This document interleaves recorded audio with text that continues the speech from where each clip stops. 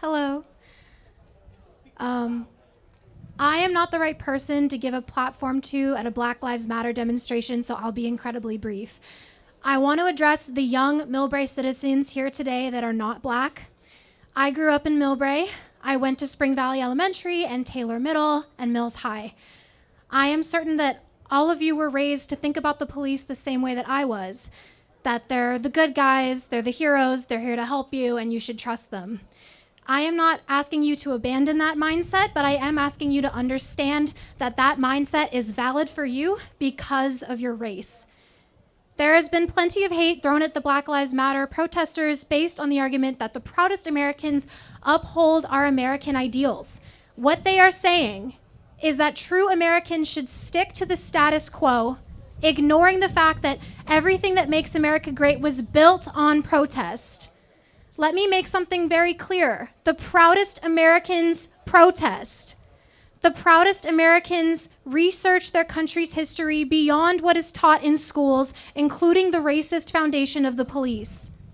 The proudest Americans hold their country accountable to protect and honor and cherish the lives and the dignities of all of its citizens. They do this by having those awkward conversations with their parents and friends, by contacting local officials, by developing their own opinions. The proudest Americans understand that the systems in place can and must evolve. The institutions created by white men hundreds of years ago should not be more sacred than the Black lives that exist today in spite of those institutions. I'm so grateful that I've learned all of this thanks to the Black people who are brave enough to keep fighting, and I've continued to learn over the last few weeks. I hope you all listen to Black peers, acknowledge your privilege, and then use your privilege for good. It is your duty as an American. Black Lives Matter. Thank you.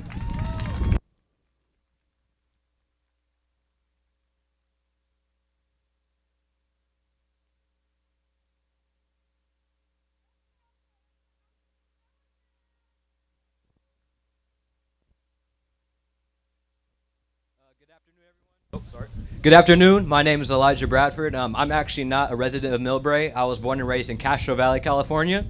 Fun fact, Castro Valley, California, its history is rooted on being a harbor for hate and KKK rallies and neo-Nazis, but I'm proud to say that as I grew up, my beloved town started to transform into a place where people of all nationalities, all religions were seen as people and were respected. So Castro Valley is doing better to this day because of the changes that men and women like you took to change that process. You know, a few years ago, a man that is well known named Colin Kaepernick, his form of protest was to kneel during the national anthem to show solidarity to all the African Americans, men and women, who were subject to police brutality. Back then, that was met with a lot of resistance and hate. But you can see today that we see that there is a need to protest and to petition the government however we can to show them that Black lives truly do matter. Many people felt that this was disrespectful to the American flag and to our veterans. But I'll share a story with you. My great-grandfather, who is still alive today, is a veteran of the United States Army and served during World War II. Now, for white Americans who are veterans of the Army, Navy, and Marines that came back after World War II, were met with much celebration and much respect from their community. But men like my great-grandfather, when they came back, were called the N-word, were called boy, and were still not given respect despite the sacrifice that they made for this country and for all who live within it.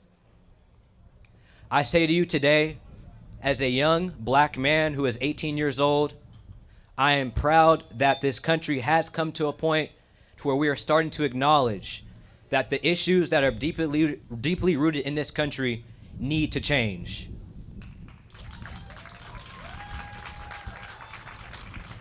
I will actually be following in my great-grandfather's footsteps, and as many of my family members have, I will be joining the United States Air Force very shortly. I'm enlisting on Tuesday. I made this decision because it is my firm belief that if African Americans are going to be seen as equal, we need to show this country and we need to show this world that we excel in everything we do.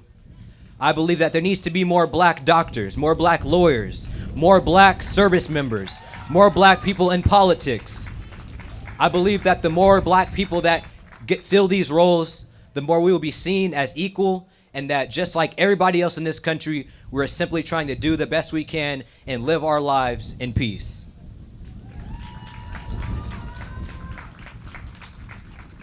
I was really encouraged and inspired by the different speakers that spoke today, and I too believe in that dream that Dr. Martin Luther King spoke years ago. And I believe that if we continue to petition our government, if we continue to meet like we have met today, and we continue to do our part as citizens to show this country and show this world that we are not going away, we will not be silent, and we will not go away until there is true justice and change for all Americans, regardless of color, race, or creed, I believe that one day that dream will be met. Thank you.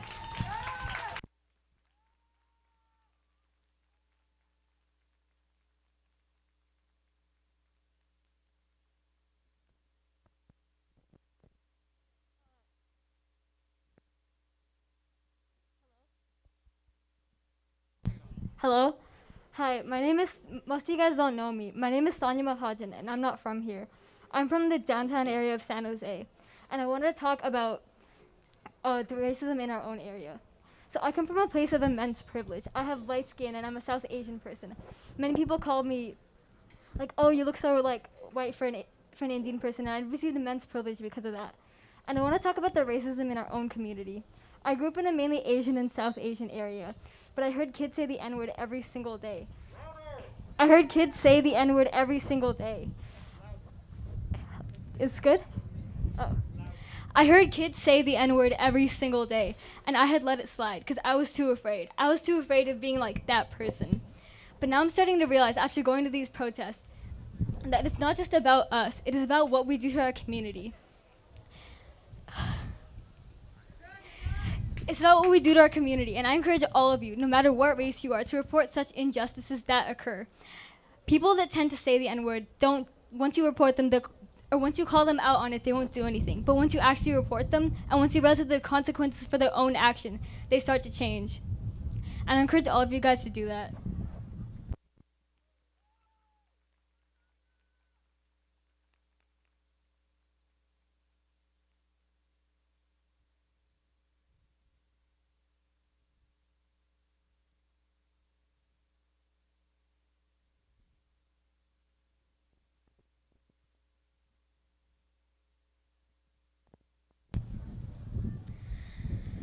I'm just going to get straight into it. How many of you knew who Chinedu Okobi was before today? Raise your hands. That is not very many, and it is not enough. Chinedu Okobi was a 36-year-old man, a son of Nigerian immigrants, and a father himself. He was a poet, he was a college graduate, and he was murdered by 4 San Mateo County cops, tased to death, and beaten on October 3rd, 2018. Those cops are still on the force. They have not been fired. So when the speaker here earlier said to take action, where was his action when his own citizen was murdered by those cops?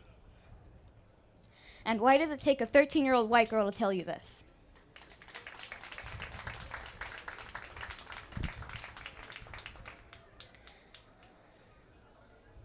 When we talk about Black Lives Matter, why didn't Chinedu's life matter? And when we talk about Black Lives Matter, do we realize that it is not just in Kentucky, it is not just in Georgia, and it is not just in Minnesota, it is 2 damn blocks away.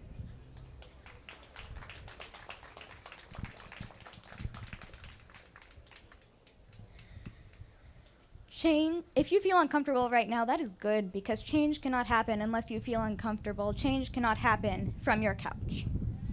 So do more and do better. Thank you.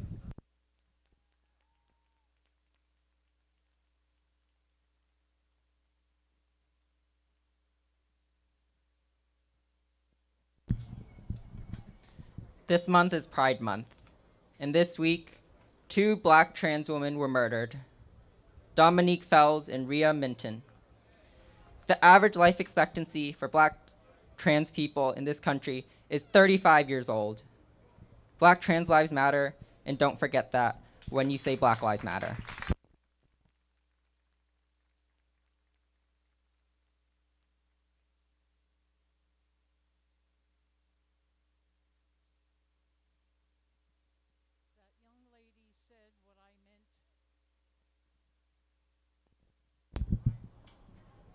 The young lady said what I meant to say. 2 blocks away from here, somebody was murdered in Millbrae, California, this little town. And I want you all to remember, when it's time to vote, that Carlos Bolanos is still the sheriff. And it was under his watch that this mentally ill man was murdered. I want you to remember that Steve Wagstaff is the district attorney. And when it's time to vote, remember that murder happened in this town and nobody was held accountable. And I want you to remember, when it's time to vote, that the Millbrae City Council kept the sheriff's department on after somebody was murdered in Millbrae and nobody was held accountable. I want you to remember to vote. Thank you.